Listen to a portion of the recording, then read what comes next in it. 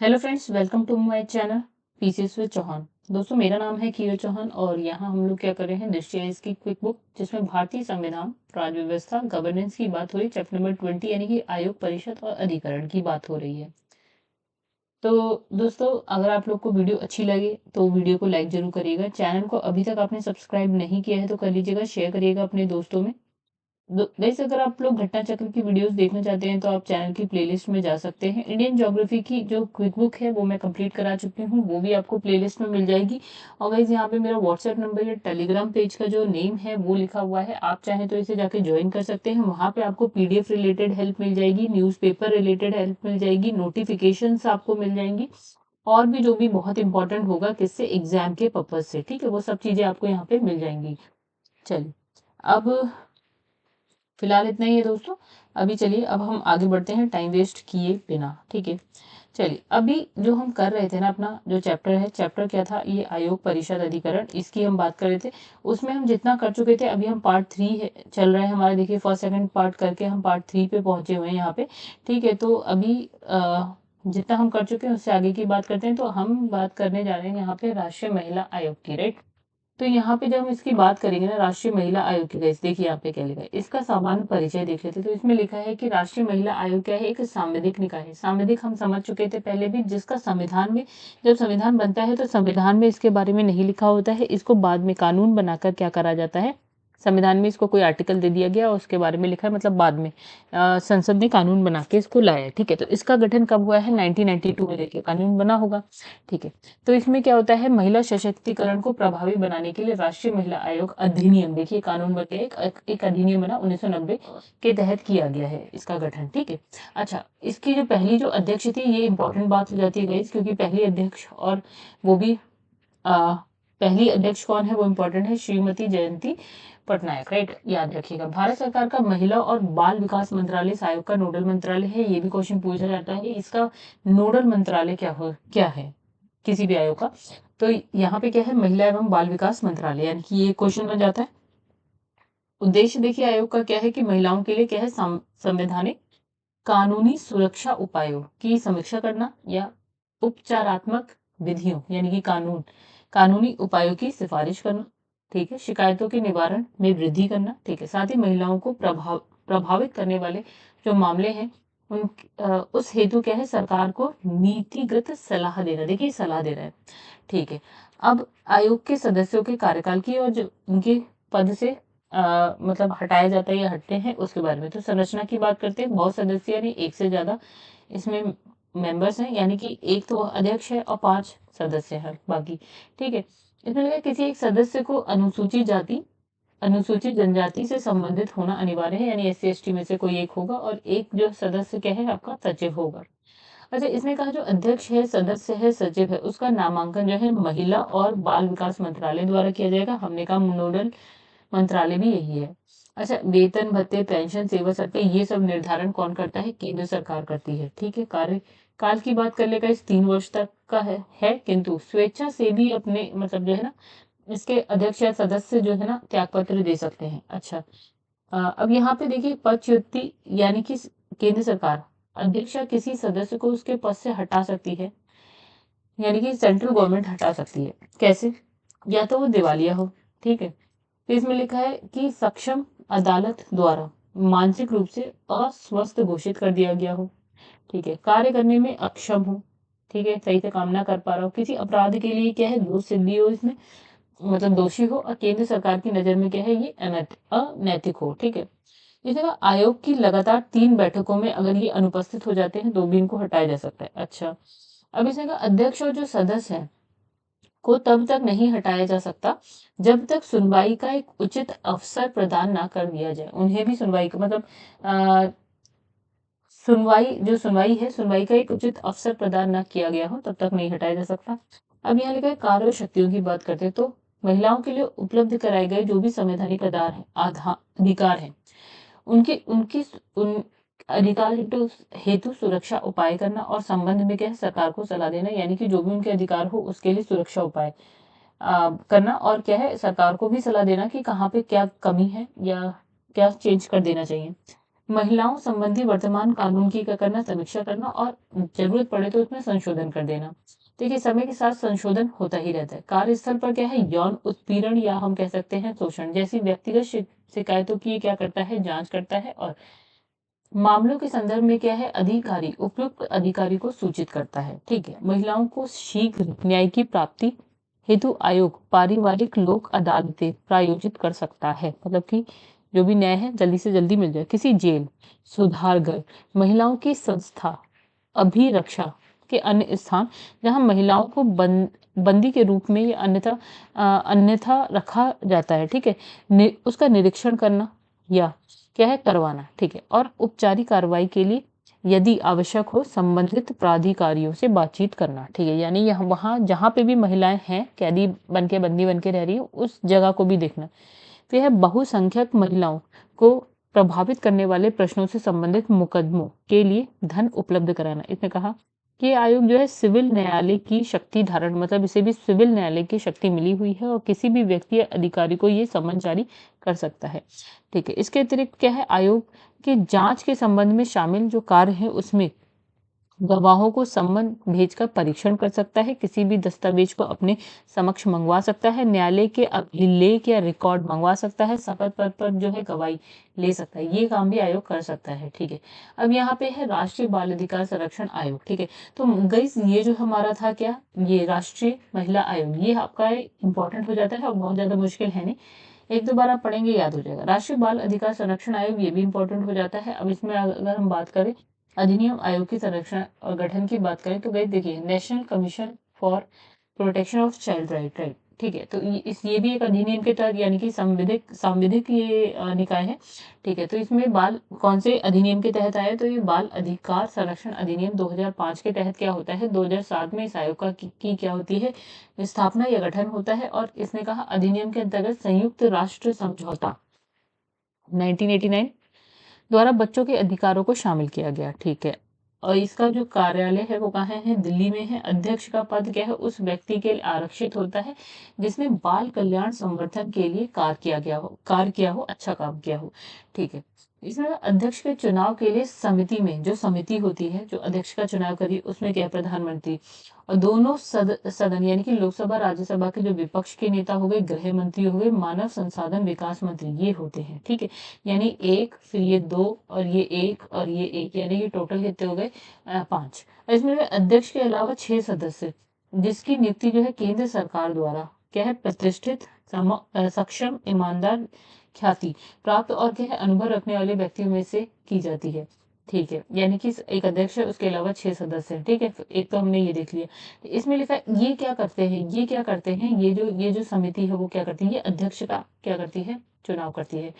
किसका चुनाव करती है, समिति अध्यक्ष का। उसके बाद अध्यक्ष होता है और अध्यक्ष के अलावा क्या है, 6 लोग और होते हैं। वो कहाँ से आ रहे हैं आप देख, अच्छा हाँ, इन 6 लोगों में से इसने कहा कि कम से कम 2 महिलाएं तो होनी चाहिए। अच्छा, अब देखिए इसने कहा कि जो 6 सदस्य हैं, ठीक है, उसमें क्या है, वो क्या है, उनकी नियुक्ति केंद्र सरकार द्वारा प्रतिष्ठित सक्षम ईमानदार ख्याति प्राप्त और अनुभव रखने वाले व्यक्तियों में से, जैसे कि किस चीज में ये सारी चीजें हो, शिक्षा में अच्छे हो, यह बाल स्वास्थ्य देखभाल कल्याण विकास बाल विकास, किशोर न्याय, उपेक्षित वंचित बच्चों की देखभाल और क्या है, निःशक्त बच्चे।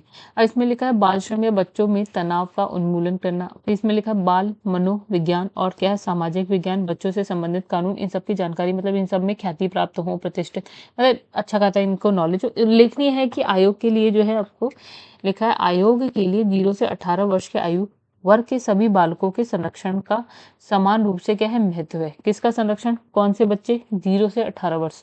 ठीक है, अब इसमें लिखा है फिर वही कार्यकाल क्या होगा, पद से कैसे हटेंगे। देखिए अध्यक्ष और हम सदस्य की बात करें तो ये 3 साल के लिए होंगे। ठीक है, या फिर अपने 60 साल की आयु के हो जाएंगे तब ये इनको ये जो है ना रिटायर हो जाएंगे।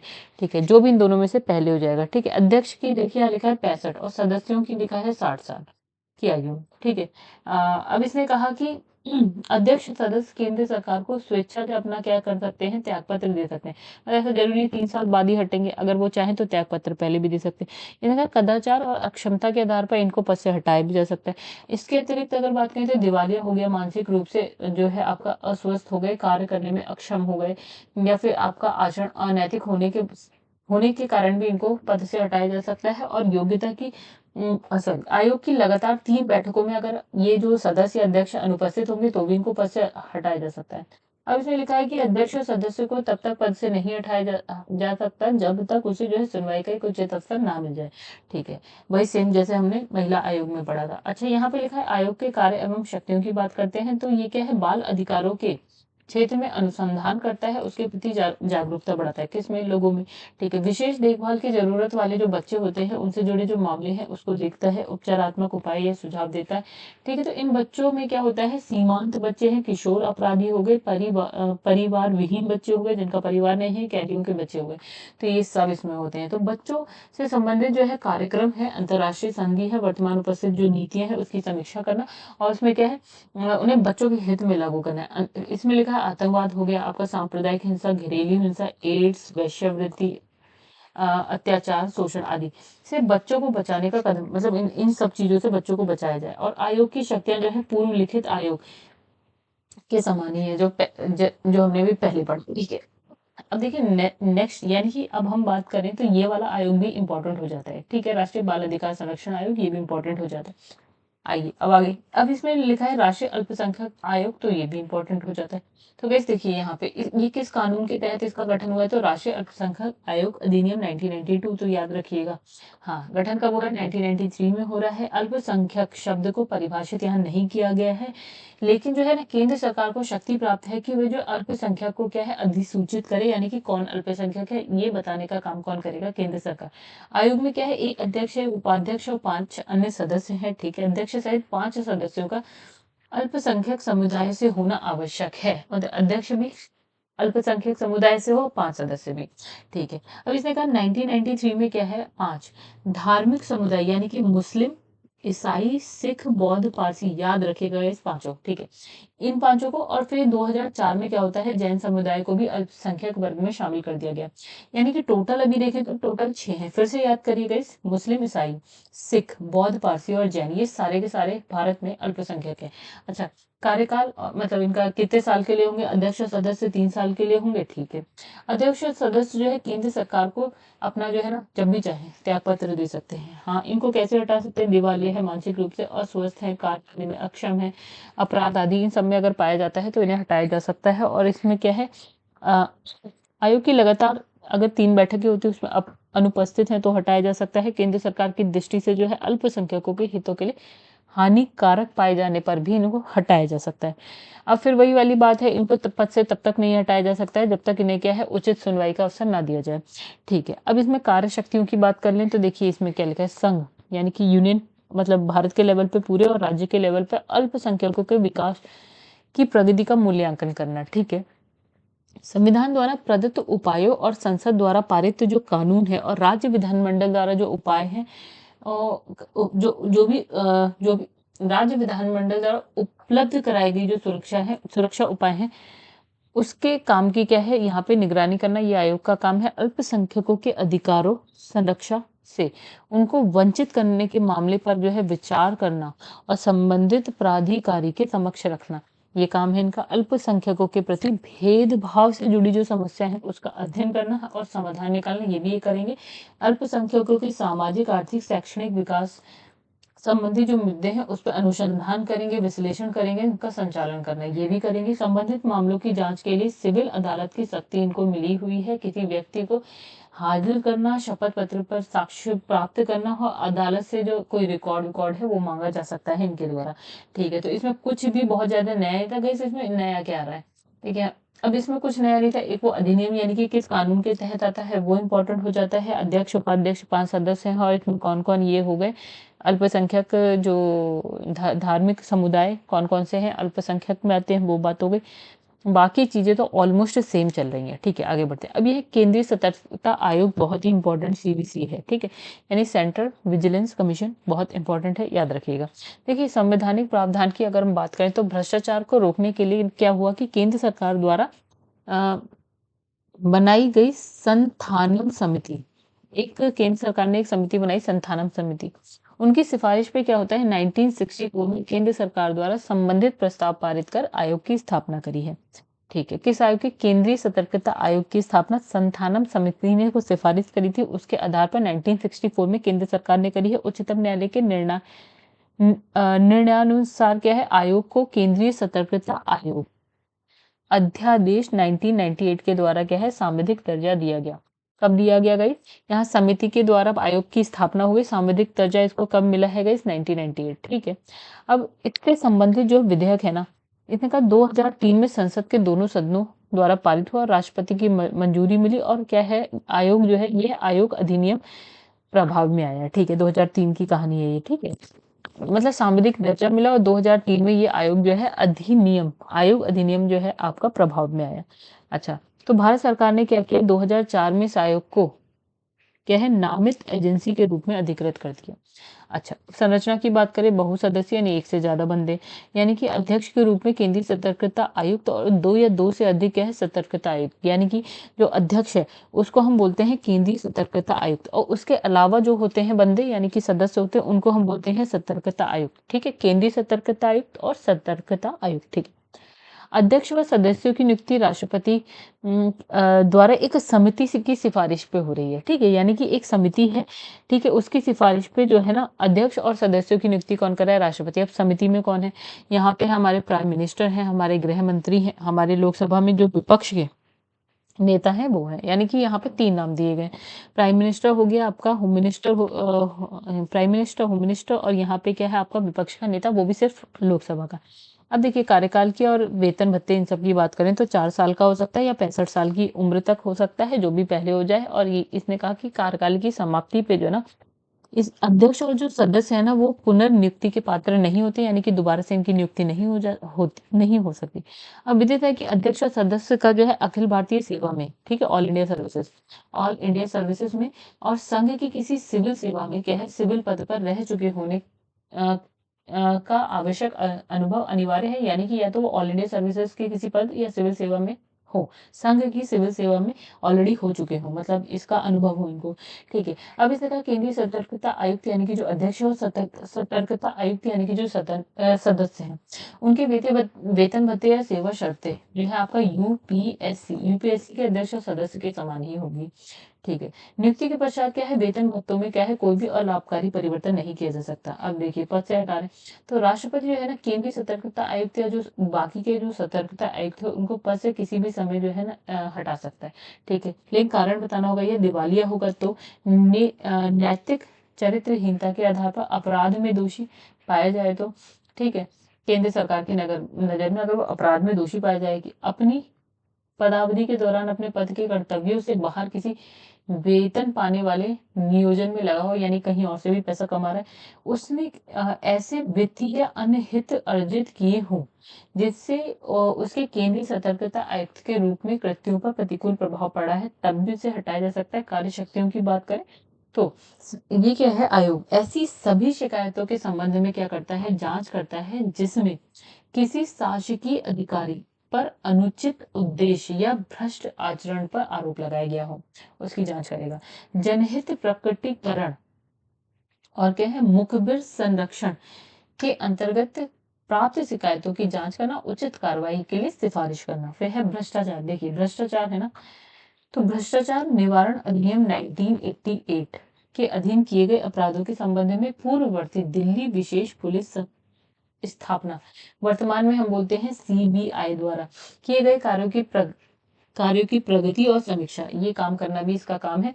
केंद्रीय सतर्कता आयोग का, फिर इसमें लिखा है राजपत्रित अधिकारियों, ठीक है, तथा उनके समानांतर कर्मियों के भ्रष्टाचार से संबंधित मामले जो होंगे उसकी जांच करेगा। केंद्र सरकार के मंत्रालय और क्या है प्राधिकरणों के सतर्कता प्रशासन पर ये नजर रखेगा। ठीक है, अब देखिए रिपोर्ट क्या है। ये जो आयोग है अपने वार्षिक मतलब जो अपनी रिपोर्ट है किसको देता है? वार्षिक रिपोर्ट जो है किसको? राष्ट्रपति को देता है, और राष्ट्रपति क्या है इस रिपोर्ट को संसद के प्रत्येक सदन यानी कि लोकसभा राज्यसभा के पटल पर रखता है। आयोग द्वारा भ्रष्टाचार निवारण के लिए क्या है लिखा है यहाँ पे? VIGEYE यानी कि विच आई नामक क्या है पोर्टल का प्रारंभ किया गया है, और ये क्या है? एक शिकायत दर्ज कराने वाला पोर्टल है, यानी कि आप इस पोर्टल पे जाइए, शिकायत कोई दर्ज करानी है आप करा सकते हैं। अब है यहाँ विसल ब्लोअर, ठीक है, इंपॉर्टेंट बात है, क्या है विसल ब्लोअर, है प्रोटेक्शन एक्ट 2011। अब देखिए विसल ब्लोअर क्या है ये, देखिए लोक हित में गोपनीय सूचना को प्रकट करने वाले व्यक्ति को संरक्षण प्रदान करने के उद्देश्य से ये एक्ट लाया गया। मतलब ये समझिए कि ये बंदा एक IAS ऑफिसर है, ठीक है, और ये बंदा एक आम आदमी है, ठीक है, आम आदमी है जिसकी नॉर्मल कोई भी आदमी। अब इसको लगता है कि ये बंदा भ्रष्ट है, ये भ्रष्ट है, ठीक है, ये पैसे खाता है जो भी। अब ये जाके क्या करेगा, आयोग के पास शिकायत कर देगा, ठीक है। अब क्या है, अगर इस बंदे के बारे में या इस आदमी के बारे में या कोई नेता है उसके बारे में भी जाके शिकायत कर देता है, तो ये आदमी चाहेगा यार मेरा नाम ना आए। अगर मेरा नाम आए तो कहीं ना कहीं मुझ पर कोई ना कोई प्रॉब्लम आ सकती है। तो यहाँ पे हम क्या करते हैं, हम एक एक्ट लाए हैं, एक्ट यानी कि एक कानून लाए हैं जिसमें इसकी जो गोपनीयता है उसको बनाए रखा जाएगा। यानी ये नहीं बताया जाएगा कि ये ABC बंदा जो है उसका नाम क्या है, क्या एड्रेस है, कुछ भी इसके बारे में, ठीक है, यही बस। देखिए फिर से, लोकहित में गोपनीय सूचनाओं को प्रकट करने वाला जो ये व्यक्ति है उसके संरक्षण प्रदान करने के उद्देश्य से हम ये कानून लाते हैं। मई 2014 में क्या है, राष्ट्रपति की मंजूरी मिलने के पश्चात क्या होता है, भारत में ये अधिनियम यानी कि कानून लागू किया गया है।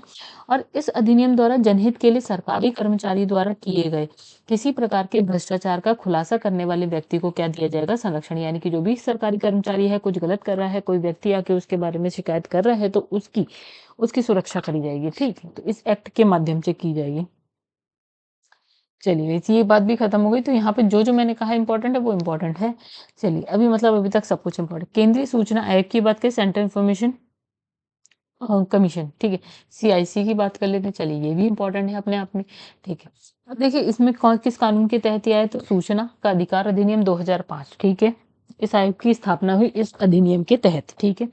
2005 को क्या होता है, सूचना का अधिकार अधिनियम कानूनी अधिकार के रूप में आ गया, ठीक है। प्रत्येक लोक प्राधिकारी के कार्यकरण में पारदर्शिता और उत्तरदायित्व की भावना के विकास के लिए हम ये अधिनियम लाए। यानी कि जो भी लोक प्राधिकारी है बंदा, वो पारदर्शी हो, मतलब वो अपना काम करे, पारदर्शिता से, उत्तरदायित्व हो की भावना से काम कर रहा है, इस चीज के लिए या इसके विकास के लिए हम ये कानून लाए हैं। ये आयोग क्या है, एक मुख्य सूचना, इसमें क्या है, एक मुख्य सूचना आयुक्त है और 10 से अधिक क्या है आपके सूचना आयुक्त होंगे।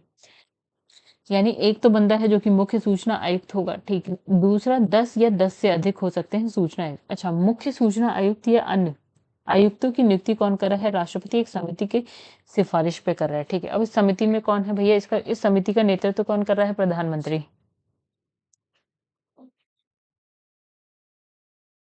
चलिए आगे लिखा है पदावधि और सेवा शर्तों की बात कर लेंगे। इस यहाँ पे लिखा है, देखिए क्या, यहाँ लिखा है सूचना का अधिकार संशोधन अधिनियम 2019 के अनुसार क्या है, मुख्य सूचना आयुक्त और जो है सूचना आयुक्त का कार्यकाल ऐसी अवधि जो केंद्र सरकार द्वारा अधिसूचित की जाए। यानी कि हम ये नहीं कह सकते कि स्टार्टिंग से फिक्स है कि 5 साल, या जो भी केंद्र सरकार जो कह दे। इसमें कहा अध्यक्ष और सदस्य जो है पुनर्नियुक्ति के पात्र नहीं होंगे, यानी दोबारा से इनकी नियुक्ति नहीं होगी। आयोग का अध्यक्ष और सदस्य बनने हेतु जो है सार्वजनिक जीवन का पर्याप्त अनुभव होना चाहिए, ठीक है। फिर से उन्हें जो है विधि यानी कि कानून, विज्ञान, तकनीकी, सामाजिक सेवा प्रबंधन हो गया, आपका पत्रकारिता हो गई, जनसंचार हो गया, प्रशासन आदि, इन सब का अनुभव होना चाहिए। अध्यक्ष और सदस्य जो है राजनीतिक दल से संबंधित कोई लाभ के पद या के लाभ के व्यापार में ना हो, ठीक है। अब इन्हें पद से कैसे हटाना है, वेतन भत्ते की बात कर लेते हैं। तो यहाँ पे लिखा है सूचना का अधिकार संशोधन अधिनियम 2019, यानी कि 2019 में जो आया अधिनियम संशोधन के साथ।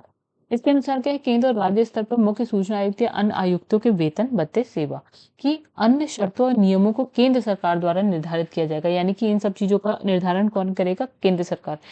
सेवा काल के दौरान क्या है, वेतन भत्तों में कोई भी अलाभकारी परिवर्तन नहीं किया जा सकता। राष्ट्रपति को संबोधित करके ये जो है अपना त्याग पत्र दे सकते हैं। राष्ट्रपति मुख्य सूचना आयुक्त या अन्य आयुक्तों को निम्न प्रकार से हटा सकता है। वही चीज दिवालिया ना हो, ये आपका नैतिक चरित्रहीनता के आधार पर दोषी पाया गया, अपराध का दोषी पाया गया है। राष्ट्रपति की राय में क्या है, मानसिक शारीरिक शैथिल्य के कारण क्या है इसको हटाया जा सकता है। किसी भी लाभ के पद पर नहीं होना चाहिए, कार्य और निष्पक्षता प्रभावी होती है जिससे, ठीक है। अब इसमें क्या है, साबित कदाचार या अक्षमता के आधार पर भी राष्ट्रपति उसे पद से हटा सकता है, बशर्ते पहले उच्चतम न्यायालय यानी कि सुप्रीम कोर्ट में राष्ट्रपति द्वारा दिए गए निर्देश के अनुसार जांच के बाद ऐसी रिपोर्ट दी गई, यानी कि सुप्रीम कोर्ट ऐसा कह दे तो, ठीक है। इसमें लिखा है कार्य शक्तियों की बात करें तो इसमें लिखा है आयोग के कर्तव्य है कि वे किसी ऐसे व्यक्ति की शिकायत प्राप्त करे और उसकी जांच करे, ठीक है। जैसे इसने कहा लोक सूचना अधिकारी की नियुक्ति ना हो पाने के कारण किसी सूचना को पाने के लिए आवेदन करने में असमर्थ रहा हो, ठीक है, जिसे इस अधिनियम के अधीन किसी जानकारी को देने से इनकार किया हो। फिर इसने कहा कि इन सब की जाँच कर रहा है, ठीक है, और इसे समय सीमा के अंतर्गत क्या प्रत्युत्तर न पाने वाले व्यक्ति, ठीक है, यदि व्यक्ति को प्रदान की गई सूचना जो है अपूर्ण है, भ्रामक है या मिथ्या, मतलब कि आप कोई बंदे हैं, आपको कोई सूचना चाहिए, इन्फॉर्मेशन चाहिए और उसके बाद इन्फॉर्मेशन आपको सही से नहीं मिल पा रही है, ठीक है, तो ये जाँच करेगा। अब इसमें ऐसी फीस की रकम अदा करने की अपेक्षा की हो जो ये यह अनुचित समझता हो, ठीक है। केंद्रीय सूचना आयोग को जो है सिविल कोर्ट के समान जो है शक्तियाँ प्राप्त हैं, यानी कि व्यक्ति को सम्मन जारी कर सकता है ये। अब देखिए नेक्स्ट इसमें है राष्ट्रीय हरित अधिकरण, यानी कि यह है नेशनल ग्रीन ट्रिब्यूनल, बहुत ही ज़्यादा इंपॉर्टेंट, अभी तक सब इंपॉर्टेंट है वैसे तो। देखिए ये किस अधिनियम के तहत, इसमें लिखा है राष्ट्रीय हरित अधिकरण अधिनियम 2010 के तहत इसका गठन हुआ है, ठीक है। अब ये डेट कोई नहीं पूछ रहा है कि कब हुआ है, 18 अक्टूबर, ये सब कुछ कोई नहीं पूछ रहा, ठीक है। तो ये क्या है आपका सांविधिक है, अर्ध न्यायिक निकाय है, इंपॉर्टेंट बात हो गई। ये एक अर्ध सांविधिक तो है ही, चलो अर्ध न्यायिक निकाय है, ठीक है। उद्देश्य क्या है, पर्यावरण संरक्षण, प्राकृतिक संसाधनों से जुड़े जो मामले हैं उसका प्रभावी तीव्र क्या करना है, निस्तारण करना, ठीक है। मुख्यालय की बात करें नई दिल्ली में है, 4 सहयोगात्मक पीठ भी है, कहाँ कहाँ है, भोपाल है, पुणे है, कोलकाता, चेन्नई में है, ठीक है। इसने कहा इसमें पूर्णकालिक सदस्य कितने होंगे, 20 होंगे, और 10 जो सदस्य हैं वो आपके न्यायिक क्षेत्र से होंगे, 10 सदस्य आपका पर्यावरण से रिलेटेड जिनको अच्छा ज्ञान हो, ठीक है। फिर से अध्यक्ष किसी विशिष्ट ज्ञान वाले व्यक्ति को क्या है अधिकरण में आमंत्रित कर सकता है, अध्यक्ष ये काम कर सकता है, ठीक है। अब देखिए यहाँ पे क्या लिखा है, अब यहाँ लिखा है अध्यक्ष व सदस्यों की योग्यता और क्या है पद च्युति का आधार, ठीक है। अध्यक्ष की नियुक्ति केंद्र सरकार द्वारा भारत के मुख्य न्यायमूर्ति के परामर्श से की जाएगी, केंद्र सरकार करेगी, ठीक है। किसके परामर्श से, मुख्य न्यायमूर्ति यानी कि चीफ जस्टिस ऑफ इंडिया के परामर्श से करेगी। अधिकरण के न्यायिक सदस्यों और विशेषज्ञ सदस्यों की नियुक्ति ऐसी एक समिति की सिफारिश पर किया जाएगा, ऐसी रीति से जो क्या है विहित की जाए या की जाएगी, ठीक है। अब लिखा है अध्यक्ष पद हेतु कोई व्यक्ति जो है आपका जो सर्वोच्च न्यायालय के न्यायाधीश या उच्च न्यायालय के न्यायाधीश रहा हो चुना जा सकता है, ठीक है। यानी कि कोई सुप्रीम कोर्ट का या फिर हाई कोर्ट का जज हो वो इसके अध्यक्ष के लिए चुना जा सकता है। अन्य जो न्यायिक सदस्य हाई कोर्ट के जो रिटायर्ड जज हैं वो आ सकते हैं। फिर इसने लिखा है अधिकरण के विशेषज्ञ सदस्यों हेतु पर्यावरण, वन संरक्षण और संबंधित विषयों से इस इस ना स्नातकोत्तर या वे इन क्षेत्रों में 5 वर्ष के व्यवहारिक सहित 15 वर्ष का क्या है अनुभव ज्ञान हो, ठीक है।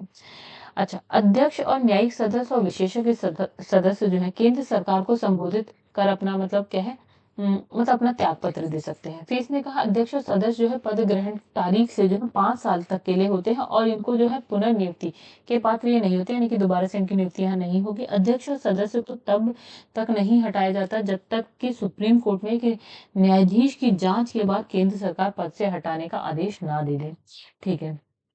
अब इसमें जांच के दौरान उचित सुनवाई का अधिकार इनको दिया जाएगा। अब इनकी शक्तियां देखिए, सिविल प्रक्रिया संहिता 1908 के तहत क्या है अधिकरण को सिविल कोर्ट का दर्जा दिया गया है। और इसकी शक्तियां देखिए, किसी व्यक्ति के खिलाफ ये सम्मन जारी कर सकता है, उसकी उपस्थिति बाध्य मूलक बनाना, ठीक है, शपथ पर उनका क्या है उनका परीक्षण करना ये काम कर सकता है, दस्तावेज की खोज कराना ये काम कर सकता है, हलफनामों पर क्या है साक्ष्य प्राप्त करना, अपने निर्णयों की समीक्षा करना, गवाहों और दस्तावेज का परीक्षण करना, ये सारे काम कर सकते हैं। ये जो अधिकरण है सिविल संहिता प्रक्रिया 1908 में जो है बंधा नहीं होगा, बल्कि ये प्राकृतिक न्याय के सिद्धांत द्वारा क्या है निर्देशित है, ठीक है। तो ये हो गई एक इंपॉर्टेंट सी बात प्राकृतिक न्याय के सिद्धांत पर।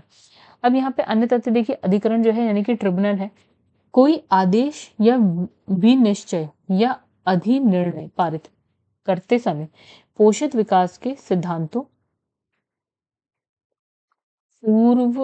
पूर्वावधानी सिद्धांत या प्रदूषण द्वारा क्षतिपूर्ति सिद्धांत लागू करेगा। सदस्यों को बहुमत द्वारा अधिकरण का विनिश्चय आबाध्यकर होगा और इसमें लिखा है आपका अधिकरण के किसी अधिनिर्णय, चलिए इसको आप स्किप कर सकते हैं, ठीक है। इसमें कुछ भी ऐसा नहीं जो आपको पूछा जाए। चलिए आगे बढ़ते हैं। इसमें लिखा है bar council of India, the bar council of India. तो गाइस एक ये भी कर लेते हैं, the bar council of India, यानी कि बार काउंसिल ऑफ इंडिया का क्या है कि ये एक सांविधिक निकाय है। गठन इसका आपका एडवोकेट एक्ट 1961 के तहत संसद द्वारा किया गया। उद्देश्य क्या था इस आयोग का? भारत के अधिवक्ताओं के संदर्भ में वकालती पेशे तौर तरीके के लिए मानकों का निर्धारण करना, और ये देश को क्या है, विधिक शिक्षा के संदर्भ में विधि यानी कि कानून की डिग्री देने वाले विश्वविद्यालयों को अनुदान आर्थिक सहायता दिलाने के मानकों का निर्धारण करता है। अन्य कार्य देखिए, अपनी अनुशासनात्मक समितियों और प्रत्येक स्टेट बार काउंसिल की अनुशासनात्मक समितियों द्वारा क्या है, अनुसरण की जाने वाली प्रक्रियाओं का निर्धारण करना है। अधिवक्ताओं के अधिकारों विशेषाधिकारों हितों का संरक्षण करना है। विधिक सुरक्षाओं का समर्थन करना है। किसी स्टेट बार काउंसिल द्वारा भेजे गए मामलों का निपटाना करना है। विधिक मुद्दों पर क्या है, लोकप्रिय न्यायाधीश की उपस्थिति वाले सेमिनारों का आयोजन करना है। आपका निर्धन वर्ग के लोगों को विधिक सहायता पहुंचाने का प्रयास, ये सारी चीजों के तो इतना खास इंपॉर्टेंट है नहीं, मैंने बहुत ज्यादा देखा नहीं है इसको, ठीक है कोई बात नहीं। इसमें लिखा है केंद्रीय प्रस्ताव द्वारा स्थापित जो है आपका संस्थाएं जैसे योजना आयोग, ये सारी चीजें भी बहुत ज्यादा इंपॉर्टेंट है गाइस। लेकिन अभी जो है ना मुझे कुछ काम है, तो मुझे इस वीडियो को यहीं पे जो है ना रोकना पड़ रहा है, ठीक है कोई बात नहीं। अब ये लास्ट जो अब हमारा पार्ट आएगा, लास्ट पार्ट यानी कि पार्ट 4, इसमें ये पूरा चैप्टर कंप्लीट हो जाएगा, ठीक है।